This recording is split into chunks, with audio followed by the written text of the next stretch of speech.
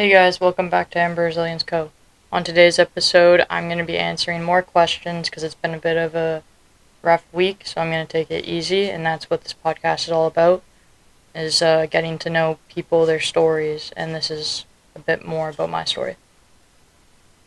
So, just a little warning, this one's going to be a bit more personal. It's going to go into a bit more deep diving of how and why I got POTS and why I started podcasting, and my girlfriend Jennifer will be the one to ask me the questions right now.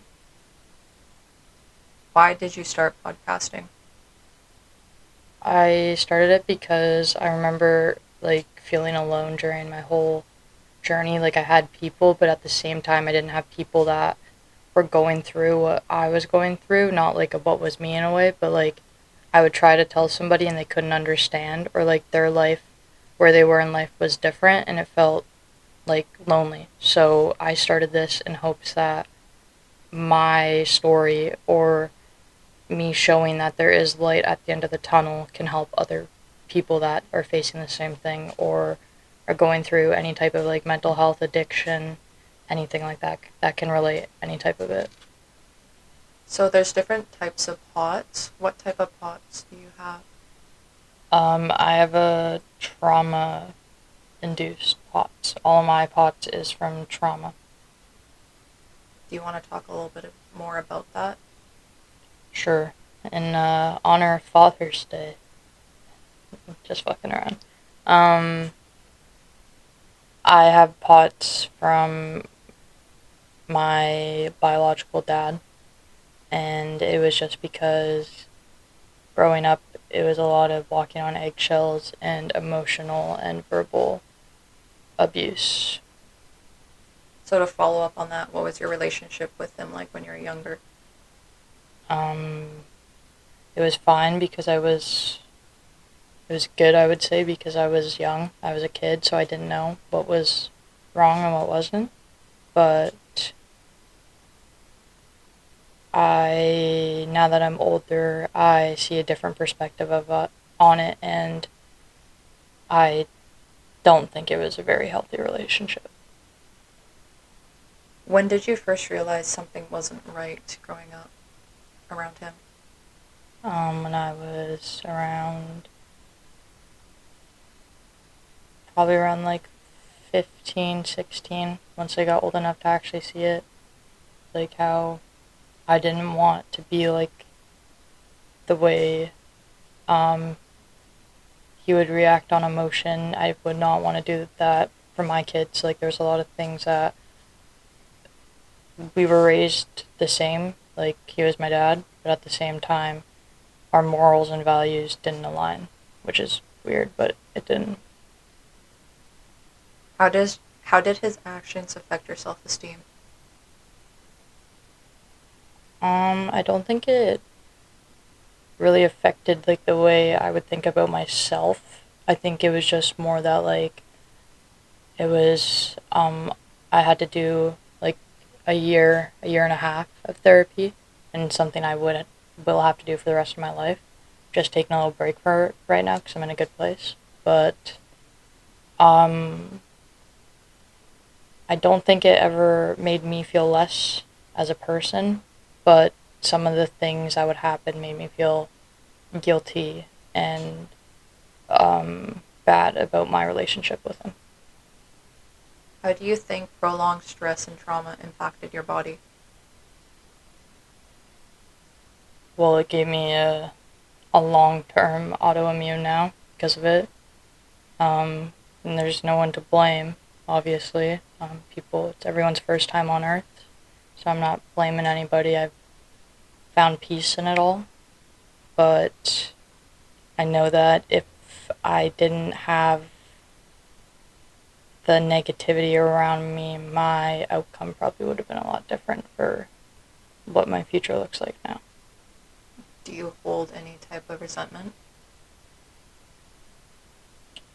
Not really resentment. I think for a while was a lot of negative things going in my head about it all, but now I have a different perspective, and it's not that I have forgiveness. I will never forgive, and I'll never forget.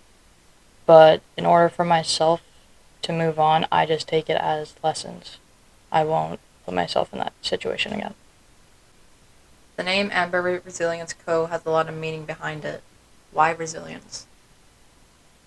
Well, the meaning behind just the whole name, because I'll probably get asked it again, is Amber. Obviously, is my name, but I took the E out of it because in a different language it means hope. And the resilience is something I had to find throughout my whole journey, and I think resilience means more than just finding a way to get through your bad days. There's a lot more to resilience than that. And then Co is obviously company, so Amber Resilience Co. What's with all those cards behind you? These are from people all over the world that have sent cards to support me and my journey that I'm doing right now. Also, shout out to Relay Hydration and Redmond Salt. They have sent me some stuff and it's actually pretty good shit. This is mixed berry. This is what it looks like. And the flavors in this pack, I got a couple different ones. This one's immunity, and then the other one I have is energy. And this one comes with 5 of each: lemon, lime, mango, mixed berry, pina colada, strawberry lemonade, watermelon, lime. But I will say it's very, very salty. So just if you have a pack like this, I would say probably use like that much. What would you say, Jen? Yeah, like half in a glass of water. Yeah, so Shout out. shout out. Do you still have a relationship with your father? No, and that is not on my doing, that is on the other party's doing. So he went no contact. Yes, by his choice. Have you tried to reach out? Yes, and there has been nothing last time I saw him. I think it was a year and a half ago. I got the cops threatened to be called on me and my girlfriend, my grandma. So after that, it was officially no contact, and it's been around no contact for over like 2.5 years now, officially. Does your father know that he's kind of the reason why you developed POTS? Yes, I've told him, and it hasn't, I think, hit him that maybe, like, I don't even know how to explain it because I'm not gonna say how he feels because he is his own person. At the end of the day, wish him all the best and all the happiness. Um, but I don't think he personally is aware of a lot of things he has done. So maybe over time he might realize after maybe rereading some things that have been sent, but I have no idea. Do you see yourself in the future maybe rekindling your guys' relationship? No, but I do see myself, if I ever got a phone call, I would be there. I would still have the boundaries that I have up to this day, and I would do it for myself, not for the other party. But, yeah, I don't see myself or my future family, my family, now having a relationship with them. What's been the most rewarding part of podcasting so far?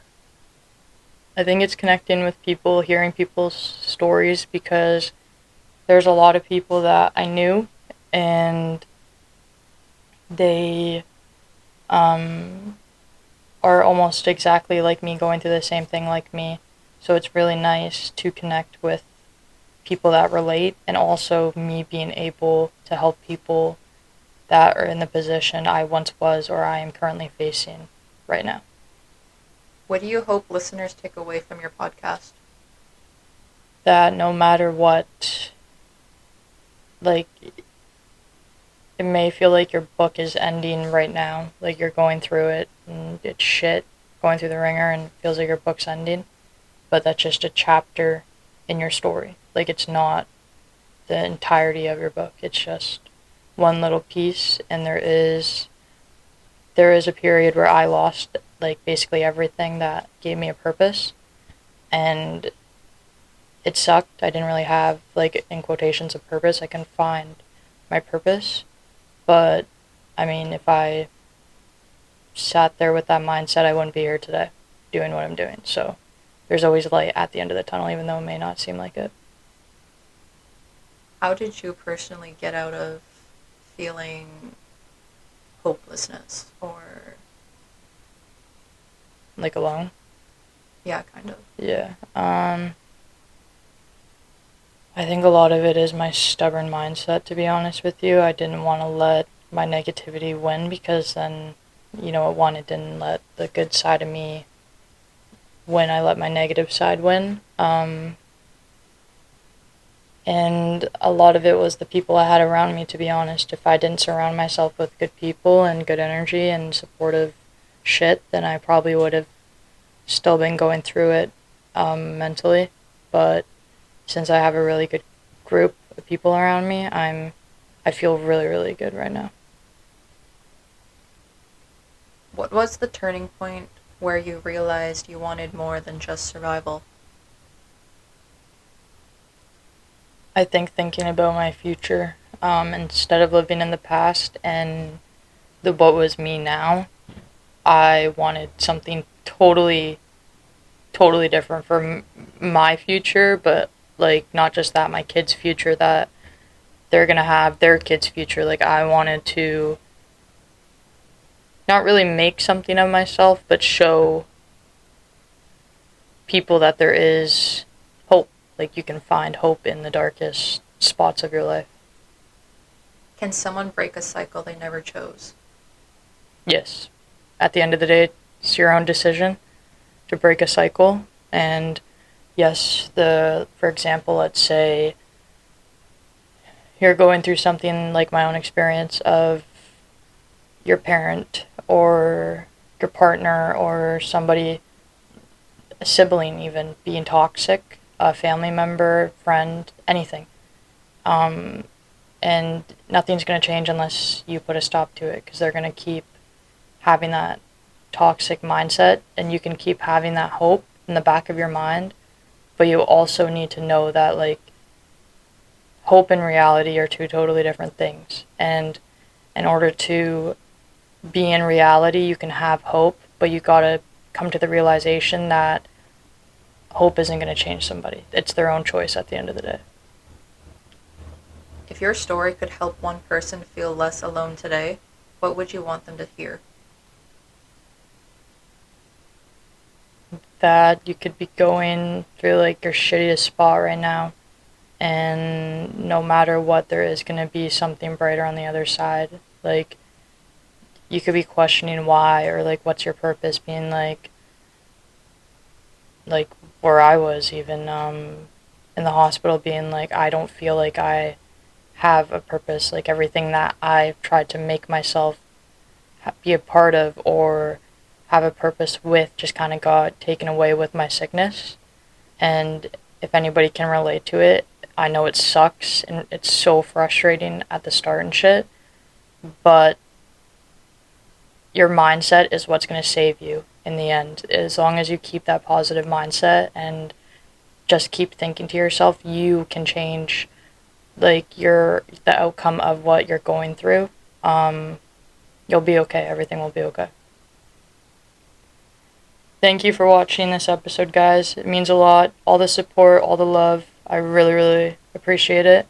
I know this episode was a bit more deep, but I really hope people relate and feel seen after this episode as I once wished I felt.